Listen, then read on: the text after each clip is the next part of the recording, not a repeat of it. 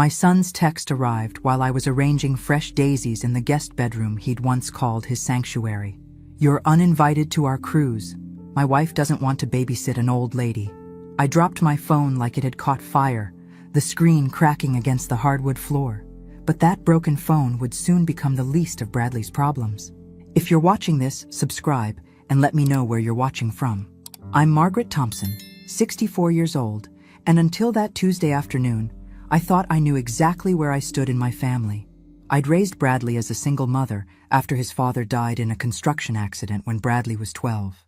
For 30 years, it had been just us against the world, or so I believed. The cruise invitation had arrived 3 weeks earlier, a cheerful card with palm trees and turquoise water. "Mom, Ashley and I want you to join us for a Mediterranean cruise this summer. Our treat," Bradley had written in his careful handwriting.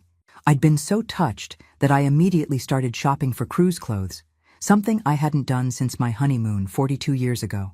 I'd spent $800 on new outfits, gotten my first passport, and even splurged on a professional pedicure. The excitement had kept me awake for weeks, planning conversations with Ashley that might finally bridge the gap between us. She'd been polite but distant during their 5-year marriage, and I'd hoped this trip might change that. Standing in the guest room with wilted daisies scattered across the floor, I reread Bradley's message. The cruelty wasn't just in the words, but in the timing. The cruise was next week. My bags were already packed downstairs, my neighbor arranged to collect mail, my garden watered for a month-long absence. I walked to the window overlooking the backyard where Bradley had played as a child. The swing set I'd bought him still stood there, rusted but solid. He'd spent hours on that swing, telling me about his dreams of becoming an architect, building houses that would last forever. Now he was building a family that apparently had no room for the woman who'd sacrificed everything to give him those dreams. My hands weren't shaking when I picked up the cracked phone. I wasn't crying either. Something colder had settled in my chest, something that felt almost like relief, because Bradley had finally shown me exactly who he'd become, and I was about to show him exactly who I'd always been underneath the accommodating mother act. The house deed was in the kitchen drawer. The house I'd bought them as a wedding gift. The house they thought they owned free and clear. But legal ownership and moral ownership are two very different things, and Bradley was about to learn that lesson the hard way. That evening, I sat in my late husband David's study, surrounded by file folders I hadn't touched in 5 years. The house deed lay spread across the mahogany desk, every legal detail crystal clear under the banker's lamp. My name alone appeared as owner, just as I'd planned when I'd given Bradley and Ashley what they believed was their dream home. The phone rang twice before Bradley answered. "Mom, I got your message. Look, I know you're upset about the cruise, but Ashley really feels—" "Bradley," I interrupted, my voice calmer than I felt. "We need to talk about the house on Elmwood Street." Silence stretched between us like a taut wire. When he finally spoke, his tone had shifted from defensive to confused. "What about it? Mom, that's our house. You gave it to us for our wedding." "I let you live in it," I corrected gently. "There's a difference." More silence. Then Ashley's voice in the background, sharp and demanding. "What's she talking about? Tell her we're busy packing." I'd spent the afternoon with my attorney, Margaret Caldwell, reviewing the papers I'd signed 5 years ago. The house transfer had been structured as a gift with specific conditions that Bradley had apparently forgotten in his eagerness to claim ownership. The most important condition was respect and care for the gift giver, a condition he'd just spectacularly violated. "Bradley, I'm going to text you some documents to review. We'll discuss them when you return from your cruise." "Mom, what documents? You're scaring me." I almost smiled at that. "Have a wonderful time in the Mediterranean, dear. Don't worry about me. I'll be fine." After hanging up, I called Margaret Caldwell's office and left a message for her assistant. "Please begin processing the Elmwood Street property transfer. Full documentation by Friday." Then I did something I hadn't done in years.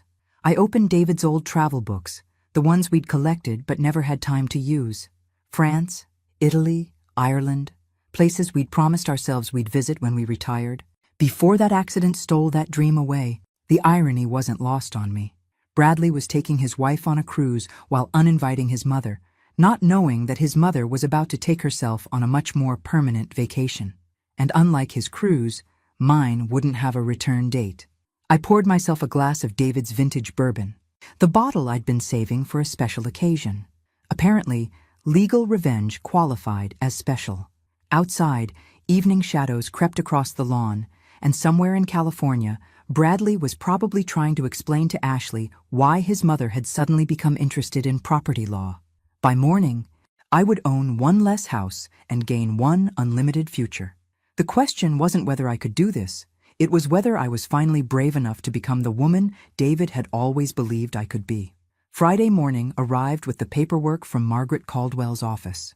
Every document perfectly executed. Every signature notarized. Every legal requirement satisfied. The house on Elmwood Street was now officially for sale, with proceeds to be held in trust pending Bradley's return from his Mediterranean adventure. I stood on the front porch of my own home, sipping coffee and watching the "for sale" sign being installed across town through binoculars. The real estate agent, Patricia Wells, had assured me she could move the property quickly. 3-bedroom colonial in that neighborhood? We'll have offers by Monday. My phone had been buzzing constantly since yesterday. Bradley calling from the airport, then from their hotel in Barcelona. Ashley's number appearing repeatedly. Though she'd never called me directly in 5 years of marriage, I'd let every call go to voicemail. The messages grew increasingly frantic. "Mom, Patricia Wells called saying our house is for sale. This has to be a mistake." Then, "Mom, please call me back. Ashley is freaking out." And finally, "This morning, we're flying home. Cancel whatever you think you're doing." But I wasn't canceling anything. I was accelerating. Margaret Caldwell arrived at 11 with final documentation and a bottle of champagne. "You know, Margaret," she said, settling into David's old chair, "in 30 years of practicing law, I've never helped anyone execute quite such an elegant revenge." "It's not revenge," I corrected, though I was smiling. "It's consequences." Bradley made a choice when he sent that text. He chose to treat his mother like a burden rather than a blessing. I'm simply responding to his choice with one of my own.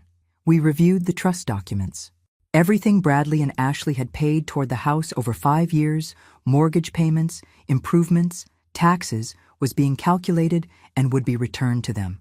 I wasn't stealing from them. I was reclaiming what had always been mine while ensuring they weren't financially devastated. "Where will you go?" Margaret asked. I showed her the travel brochures I'd collected. "I'm thinking Ireland first. David always said his grandmother's cottage in County Cork was the most beautiful place on earth. Then maybe France, Italy, wherever the wind takes me. And if Bradley wants to reconcile when he returns?" I considered this carefully. "He'll have to prove he's learned something about respect and humility, and the difference between having a mother and deserving one." After Margaret left, I began packing. Not everything, just enough for a long journey with an uncertain destination. Clothes that made me feel confident, books I'd been meaning to read, photographs of David and happier times with Bradley.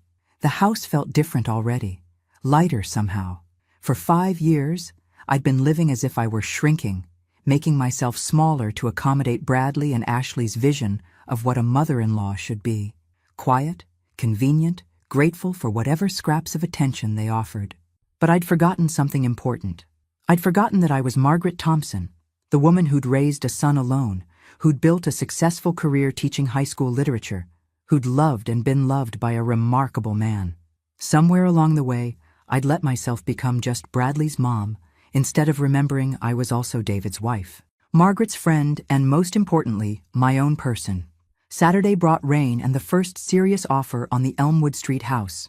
Patricia Wells called at 9 with news that would change everything. "Margaret, we have 3 offers, all above asking price. One buyer wants to close in 10 days. Cash sale." I sat in my kitchen, watching raindrops race down the window, and felt something close to euphoria. "Accept the highest offer, Patricia. And yes, 10 days is perfect." Bradley and Ashley's flight would land tomorrow evening. They'd return to find strangers measuring windows for new curtains and a "sold" sticker across the for sale sign. The timing was so perfect, it felt like the universe was finally paying attention to my prayers. My phone rang again. Bradley's number. This time, I answered. "Mom, thank God. We've been trying to reach you for 3 days. What is happening? Why is our house for sale?" His voice carried that particular blend of panic and indignation that I remembered from his teenage years when consequences caught up with his choices. But he wasn't 16 anymore, and this wasn't about missing curfew. Bradley, I told you we'd discuss this when you returned. How's the cruise?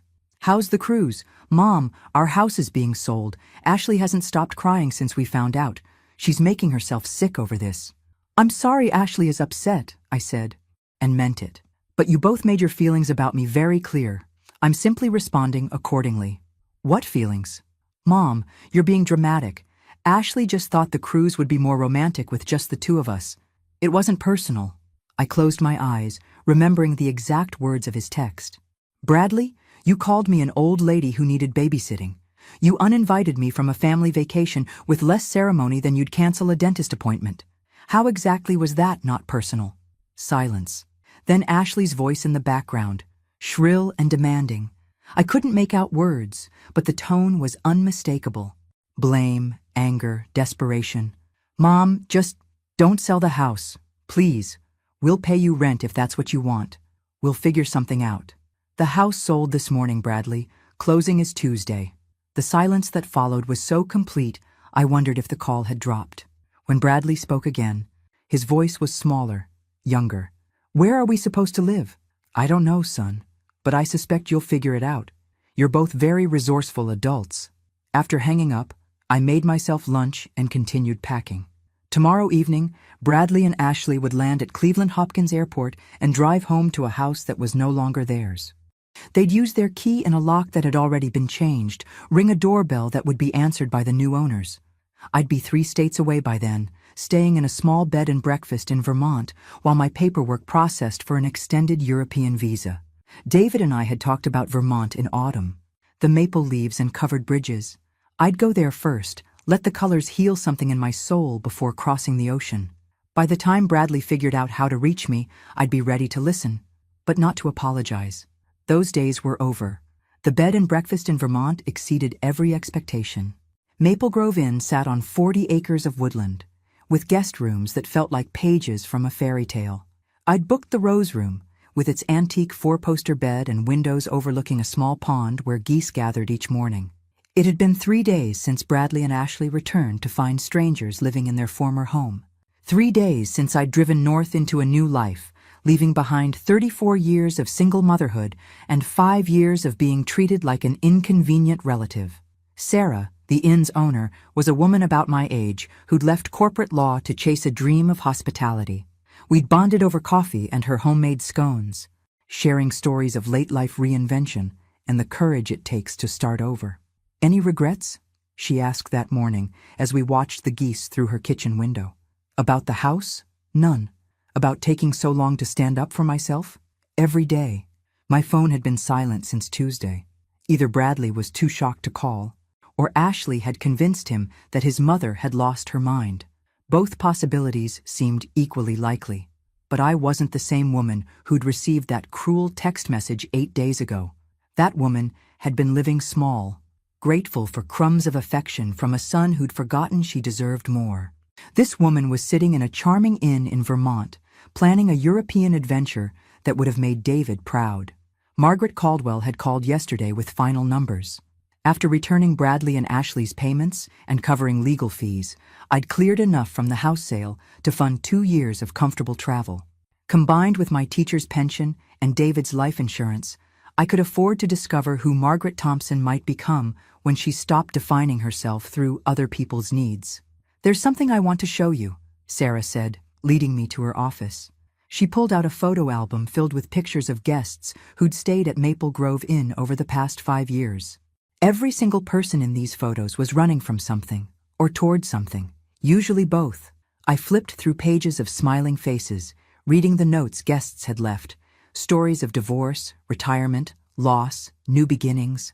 Women my age starting art careers, men learning to cook, couples rediscovering each other after children left home. Where do you think you're running? Sarah asked, gently. I thought about Bradley as a boy, climbing into my bed during thunderstorms.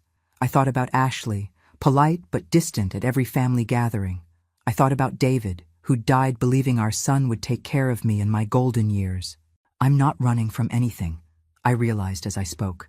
I'm running toward the woman I was before I became afraid of taking up too much space in my own life. That afternoon, I drove to the local library and used their computer to book my flight to Ireland. Shannon Airport, County Clare, departure in 2 weeks. Enough time to get my affairs in order, say goodbye to friends who'd wondered why I'd seemed so diminished lately. The librarian, a kind woman with silver braids, helped me print my boarding pass. First time to Ireland? First time anywhere, really. My husband and I planned to travel after retirement, but cancer had other plans. She smiled knowingly. My Harold was the same way, always putting off adventures until someday. I learned after he passed that someday never comes unless you make it today. As I drove back to Maple Grove Inn, my phone finally rang. Bradley's number. This time I felt ready to answer. "Mom, we need to talk." Bradley's voice carried none of its usual confidence. 3 days of sleeping in a hotel while searching for a rental had apparently humbled him considerably. "I'm listening," I said, settling into the comfortable chair by my window. The geese were returning to their pond, and evening light painted everything gold. Ashley and I found a small apartment, month-to-month lease until we figure out what's next. He paused, and I could hear traffic in the background. "Mom, I know you're angry, but selling our house was extreme. We could have worked this out." "Your house?" I kept my voice gentle but firm. "Bradley, I need you to understand something. That was never your house. It was my gift to you, contingent on treating the gift giver with respect and love. I do respect you, Mom. I love you. Then why did you call me an old lady who needed babysitting? Why did you uninvite me from a family vacation via text message like I was some casual acquaintance?" Silence stretched between us. When he spoke again, his voice was smaller. Ashley said, "She thought you might feel like a third wheel, that maybe you'd be more comfortable staying home. And you believed that instead of asking me directly?" More silence. In the background, Ashley's voice rose in what sounded like an argument, though I couldn't make out words. Their stress was audible, their careful life disrupted by consequences they'd never anticipated. "Mom, where are you? We went to your house, but Mrs. Patterson said you'd gone traveling. You never travel." "I'm in Vermont, planning a trip to Ireland. Your father always wanted to visit his grandmother's homeland." "Ireland? Mom, you can't just disappear to Ireland. What if something happens? What if you need help?" For the first time in our conversation, I smiled. "Bradley, I'm 64 years old, not 94. I taught high school for 32 years. I managed our family finances, raised you alone, and built a life that worked. Why would you assume I can't handle travel? Because you never—" He stopped, apparently realizing how his words sounded.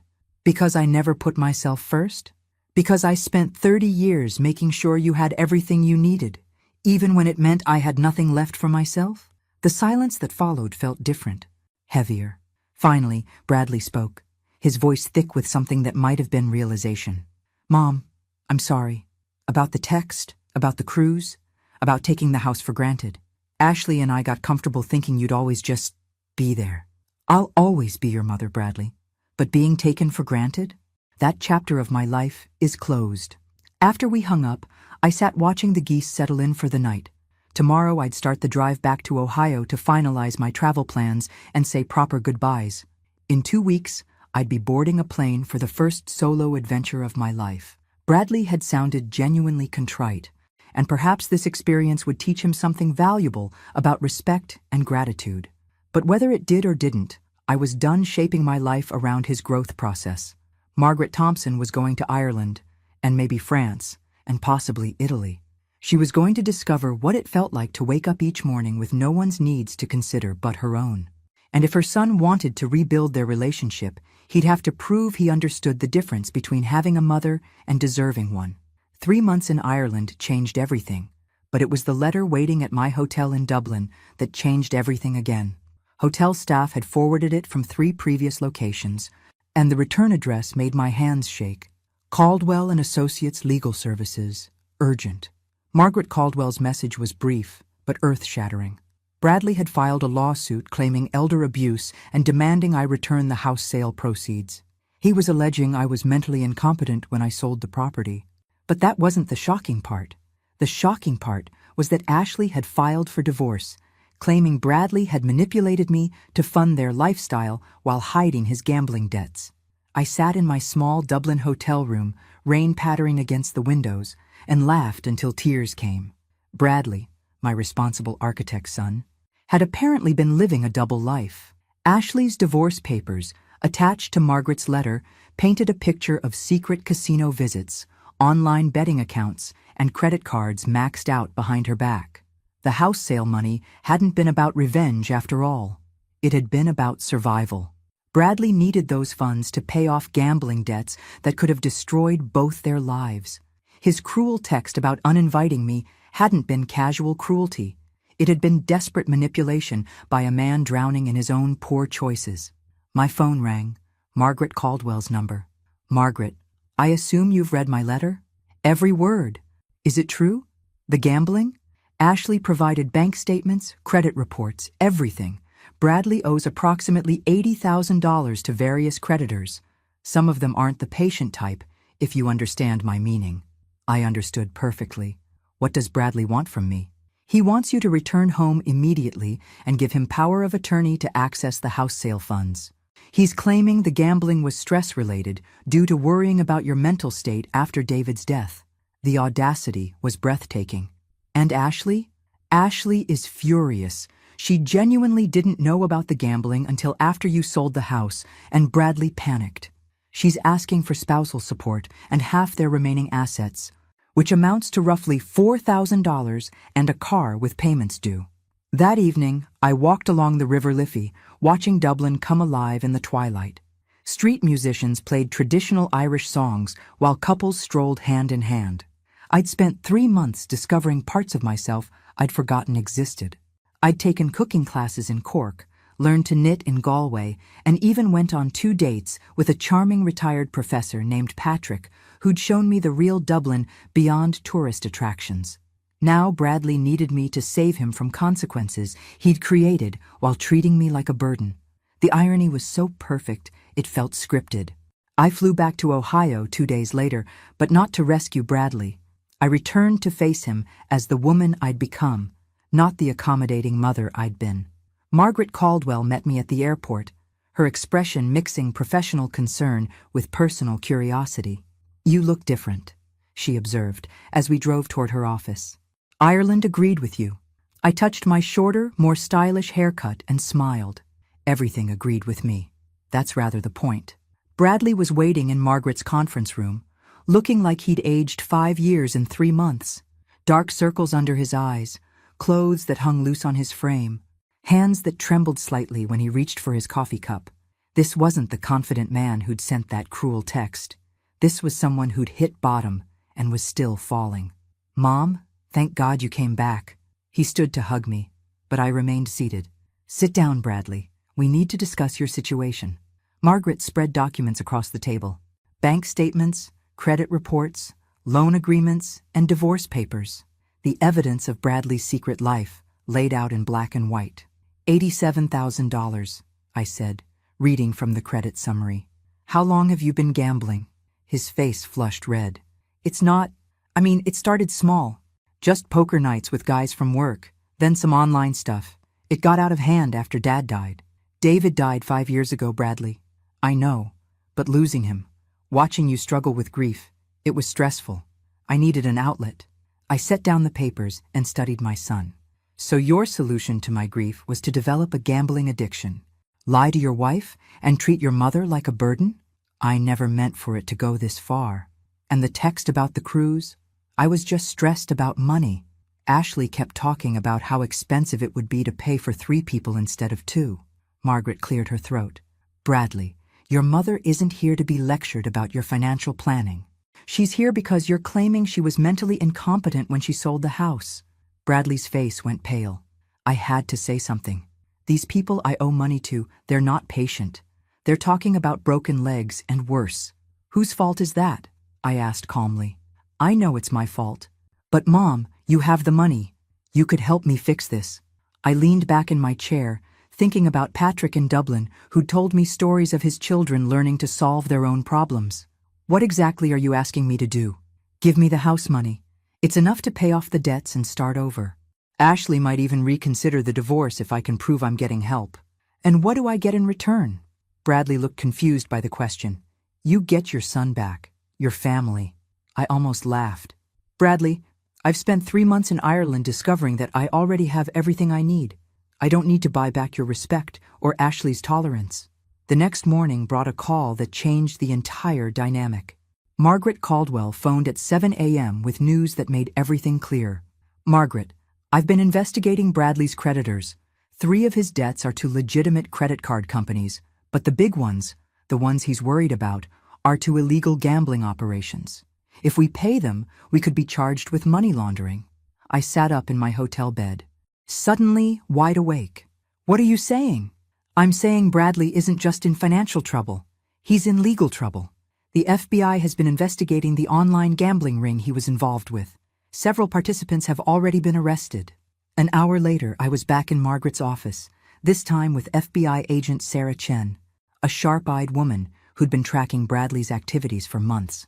Mrs. Thompson, your son has been gambling with an illegal operation that launders money for organized crime. His debts aren't just to casino operators. They're to people who use gambling debts to trap individuals into other illegal activities. What kind of activities? Money laundering? Mostly. Bradley hasn't crossed that line yet, but he's being pressured. His sudden need for $87,000 isn't just about paying debts. It's about avoiding being forced into criminal activity. I thought about Bradley's desperation, his claims about broken legs, and worse. What happens if I give him the money? 2 problems. First, it likely violates federal money laundering statutes. Second, it doesn't solve his real problem. These people don't just want money, they want ongoing compliance. Paying them off would just make Bradley a more valuable asset. Agent Chen showed me photographs of other gambling victims who'd gotten trapped in the same web. Respectable professionals who'd started with small bets and ended up as unwilling participants in criminal enterprises. What are my options? Cooperate with our investigation. Let us wire Bradley with recording equipment when he meets his handlers. Help us build a case against the operation while keeping your son out of prison. I left the FBI office with my head spinning. 3 months ago, my biggest worry was planning a European vacation. Now I was being asked to help catch criminals who'd trapped my son in a web of debt and illegal activity. But something had changed in me during those months in Ireland. I'd discovered I was stronger than I'd ever imagined, more resourceful, more independent. I'd also learned the difference between helping someone and enabling them. Bradley needed help, but not the kind he was asking for. He needed to be freed from the criminal web he'd gotten caught in, even if it meant facing consequences he'd rather avoid. That evening I called him. Bradley, we need to meet tomorrow, but not to discuss money. The coffee shop where Bradley and I met felt like neutral territory, busy enough for privacy, but public enough for safety.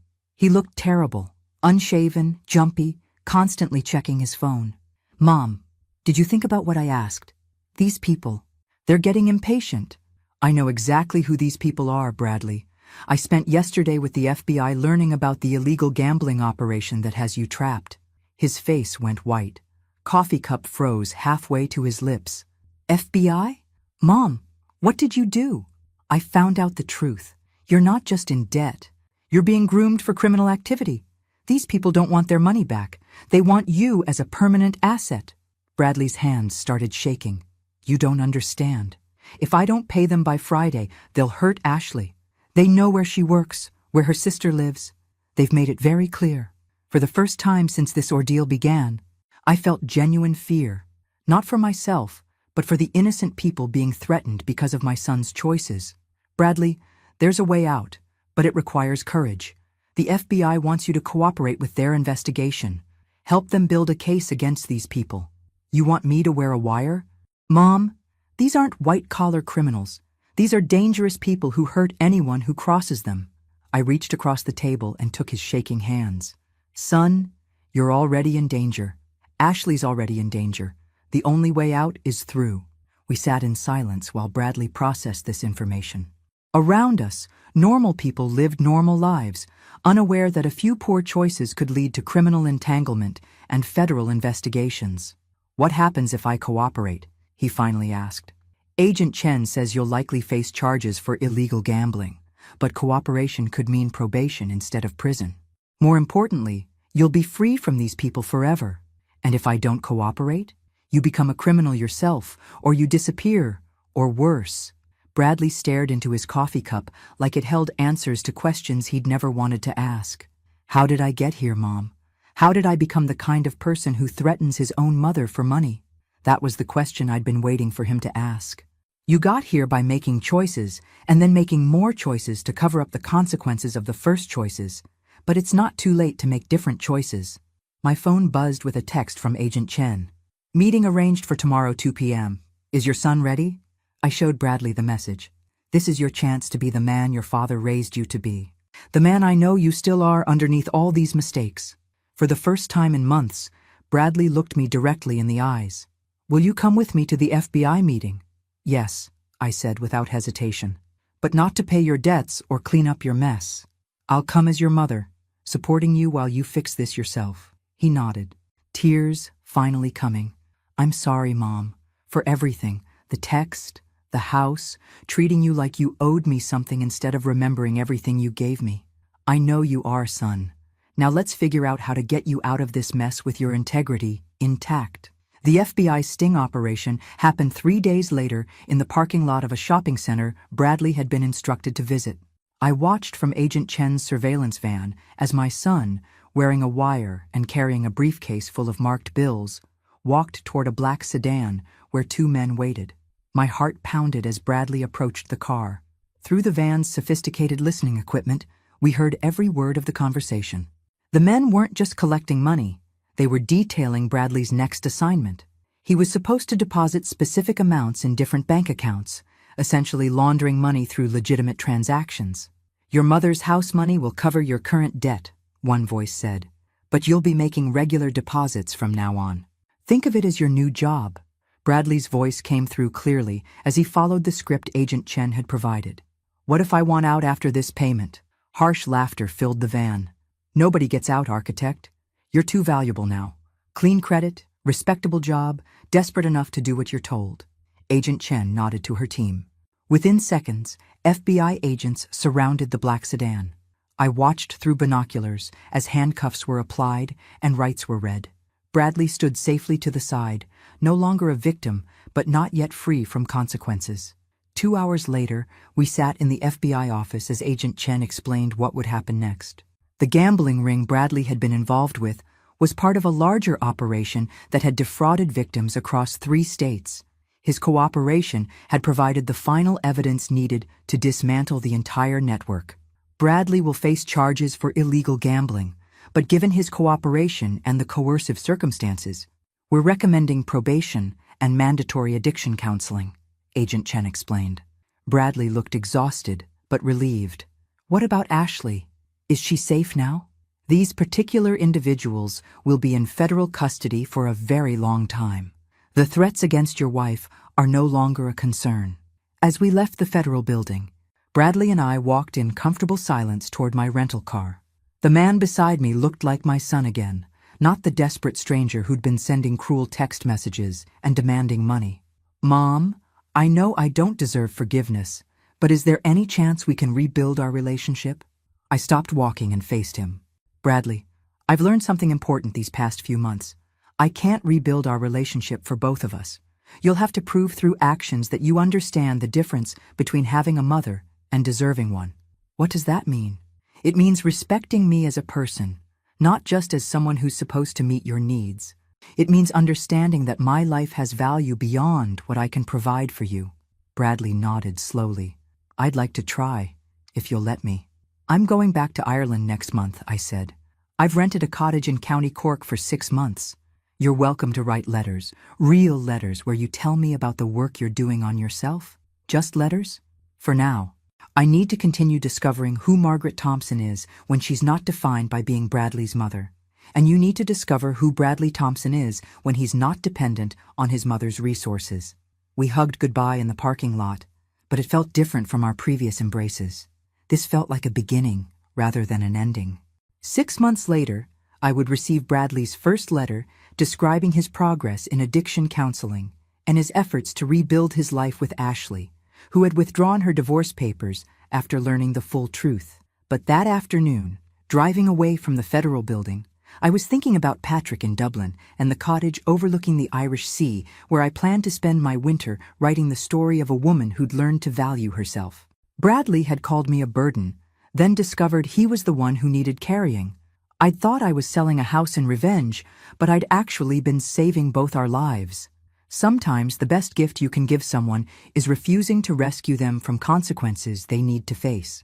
My phone buzzed with a message from Patrick. "Cottage is ready when you are. Still have that bottle of wine we never opened." I texted back, "On my way." And Patrick, "I'm finally ready for that conversation about second chances." The woman who'd received that cruel cruise text 6 months ago might have spent the rest of her life wondering what she'd done wrong. The woman driving toward the airport was wondering what adventure would come next. Thanks for listening. Don't forget to subscribe and feel free to share your story in the comments. Your voice matters.